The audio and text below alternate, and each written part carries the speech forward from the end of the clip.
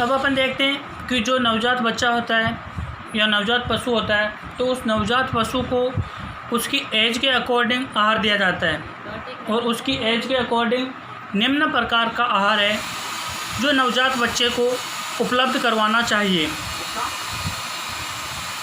जब प्रसव हो जाता है तो प्रसव से लेकर उसके 3 माह की एज तक पशु को किस प्रकार का आहार देना है। तो जो बच्चा होता है उस बच्चे का पोषण माँ के गर्भकाल के अंतिम 2 माह से शुरू हो जाता है। इसीलिए जब पशु लगभग 7 माह का प्रेग्नेंट हो जाता है तो उस मादा पशु को प्रतिदिन 15 से 20 किलो हरा चारा देना चाहिए, क्योंकि जो हरा चारा होता है उस हरे चारे में विटामिन ए पर्याप्त मात्रा में पाया जाता है। अगर मादा पशु के हरे चारे में विटामिन ए पर्याप्त मात्रा में होगा तो प्रसव के पश्चात पशु के कोलेस्ट्रम या खीस में विटामिन ए पर्याप्त मात्रा में होगा, जिससे पशु को विटामिन ए की कमी से होने वाले रोगों से बचाया जा सकता है। और जो अपना नवजात फीटस है या नवजात बच्चा है उस नवजात बच्चे को भी विटामिन ए की कमी से होने वाली बीमारियों से बचाया जा सकता है। तो 7 माह के गर्भित पशु को प्रतिदिन 15 से 20 किलो हरा चारा देना चाहिए। यदि हरा चारा नहीं दे रहे हैं अपन, तो जैसे ही बच्चे का जन्म होता है तो जन्म के कुछ समय पश्चात नवजात बच्चे को 1000 इंटरनेशनल यूनिट विटामिन ए देना है, और उसके पश्चात 7 दिन तक लगातार नवजात बच्चे को 5000 इंटरनेशनल यूनिट विटामिन ए देना है। ये हो गया। उसके पश्चात अपने पास जो नवजात बच्चा है उस नवजात बच्चे को पालने के 2 तरीके होते हैं। एक तो ये है कि बच्चे को सीधा माँ का दूध पिलाकर पालना, लगभग 2-3 महीने तक ऐसे पाला जाता है। इसके अलावा जो बड़े बड़े डेयरी फार्म्स होते हैं उसके अंतर्गत नवजात बच्चे को माँ का दूध छुड़ाकर उसे माँ से अलग रखकर पाला जाता है, और उस पद्धति को विनिंग पद्धति कहते हैं, जिसके कई लाभ भी होते हैं जो भी मैं आपको बताऊंगा। और नवजात बच्चा है उसको पालने के 2 तरीके, एक तो माँ का दूध पिलाकर और दूसरा है माँ का दूध छुड़ाकर विनिंग पद्धति में पालना। तो इसमें सबसे पहले है माँ का दूध पिलाकर। तो नवजात को अपन सुबह और शाम 2 टाइम दूध पिलाते हैं, और सुबह भी जब भी अपन पशु का दूध निकालने जाते हैं उसे पहले भी दूध पिलाते हैं, और पशु का दूध निकालने के पश्चात भी नवजात बच्चे को लगभग 3 माह तक माँ के थन से सीधे दूध पिलाया जाता है,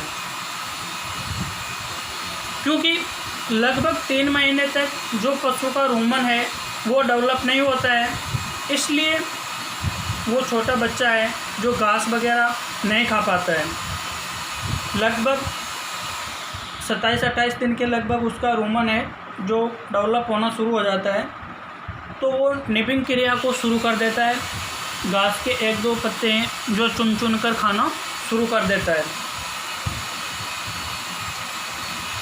तो जैसे ही प्रसव क्रिया होती है, प्रसव क्रिया होने के तुरंत पश्चात प्रसव को माँ का प्रथम दूध, जिसे कोलेस्ट्रम या खीस भी कहते हैं, वो पिलाना चाहिए।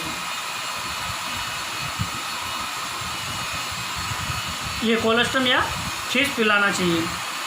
तो सबसे पहले ये क्वेश्चन आता है कि कोलेस्ट्रम किसे कहते हैं। वो चाहे आपका फिजियोलॉजी हो, चाहे एनाटॉमी हो, चाहे एनिमल न्यूट्रिशन हो। एक डेफिनेशन ये पूछी जाती है, एलपीएम में भी पूछ सकता है कि कोलेस्ट्रम या खीस किसे कहते हैं। तो प्रसव के बाद जो माँ का प्रथम गाढ़ा पीला व क्रीम रंग का जो दूध होता है उसे कोलोस्ट्रम या खीस कहते हैं।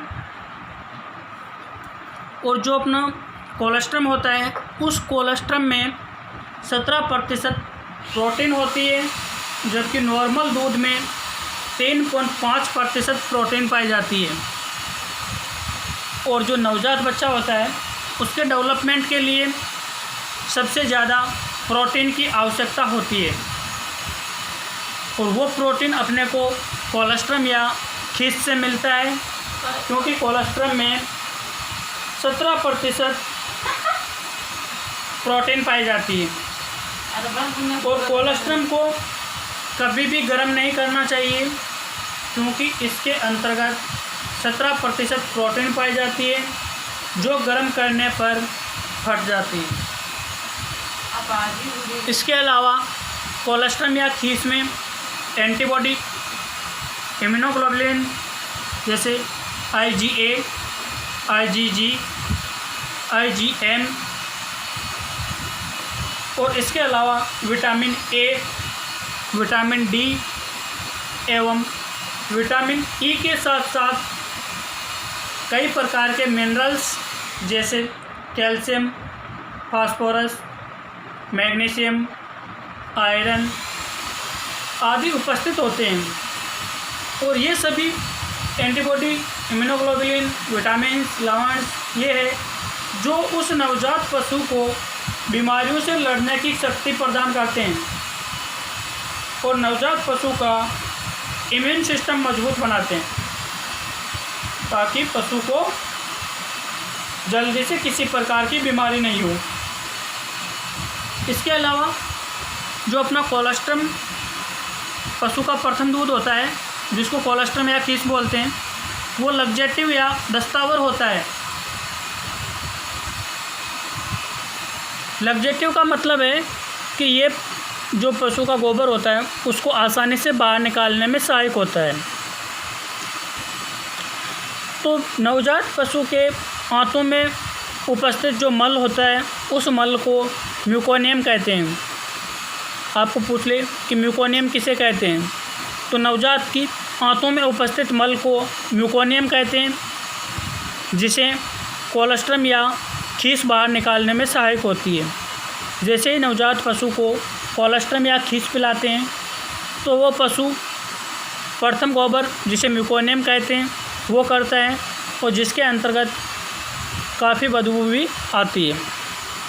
और ये कोलोस्ट्रम पशु को लगभग 3 दिन तक पिलाना है। जैसे प्रसव होता है तो प्रसव के पश्चात लगभग 3 दिन तक कम कम मात्रा में उसको कोलोस्ट्रम पिलाना है। और जो भी नवजात बच्चा है उस नवजात बच्चे को दिन में 3 बार उसके शरीर भार का 1/10 भाग, मान लो 10 किलो का पशु है तो उसका 10 भाग कितना होगा, जितना कोलोस्ट्रम या खीस पशु को पिलाना चाहिए। तो एक 10 किलो के काफ को एक दिन में 1 किलो खीस या कोलोस्ट्रम पिलाना है, और वो 1 किलो कोलोस्ट्रम या खीस दिन में 3 टाइम में पिलाना है, एक बार में नहीं पिलाना है। अगर एक बार में पिला देंगे तो उसको काफ स्कोर या डायरिया हो सकता है। तो ये आपके कोलोस्ट्रम के बारे में था कि नवजात पशु को कैसे कोलोस्ट्रम पिलाना है, कैसे नहीं पिलाना है, कितनी मात्रा में पिलाना है। इसके आगे का है जो नेक्स्ट क्लास में पढ़ेंगे। यहाँ तक सभी को बहुत बहुत धन्यवाद।